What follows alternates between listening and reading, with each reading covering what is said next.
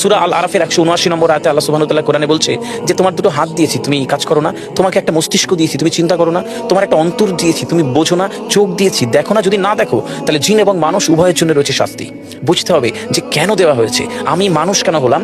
পৃথিবীর 1,62,000 ক্রিয়েচার, ছোট ছোট কীটপতঙ্গ যাদের খালি চোখে ইভেন দেখাও যায় না, বেশিরভাগের নাম দেওয়া সম্ভব হয়নি, পরিচয় জানানো সম্ভব হয়নি, কিন্তু প্রত্যেকের এই পৃথিবীর ইকোলজিক্যাল ব্যালেন্স একটা বিরাট ভূমিকা রয়েছে। আর আমি আর আপনি তো আশরাফুল মাখলুকাত। এই মস্তিষ্ক রয়েছে না, এই মস্তিষ্কের দাম গবেষকরা জানাচ্ছে, যদি বিজ্ঞানীরা জানাচ্ছে যদি বানানো যেত তাহলে 5,000 কোটি টাকা লাগতো এই মস্তিষ্ক বানাতে। তো এত সুন্দর হতো না। এই মস্তিষ্ক চালাতে যে বিদ্যুৎ লাগে এটাকে 2,000 কোটি কিলো ওয়াট বিদ্যুৎ লাগে। একটা মস্তিষ্ক পুরো বাংলাদেশ চলে যাবে, আর কিছু বিদ্যুৎ বাইরে দেশে বিক্রি করে এই দেশ টাকা রোজগার করতে পারে। এই আপনি চিন্তা করেন যে শিরোপোষের এগুলো একটা তারের হেডফোনকে পকেটে দেবেন আর বের করবেন, দেখবেন ছাড়াতে হচ্ছে, তাই না?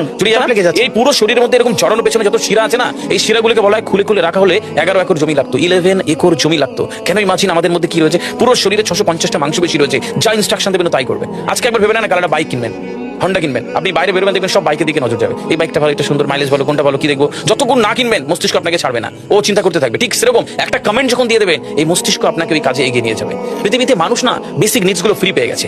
ভাবুন তো একবার, পৃথিবীর সবচেয়ে লাক্সারিয়াস ড্রিঙ্কের নাম জানেন? পৃথিবীর সবচেয়ে লাক্সারিয়াস ড্রিঙ্কের নাম হচ্ছে পানি। পানি, জল। জল যদি 5,000 টাকা লিটার কিনতে হতো তাহলে মানব জাতি কয়দিন বাঁচত?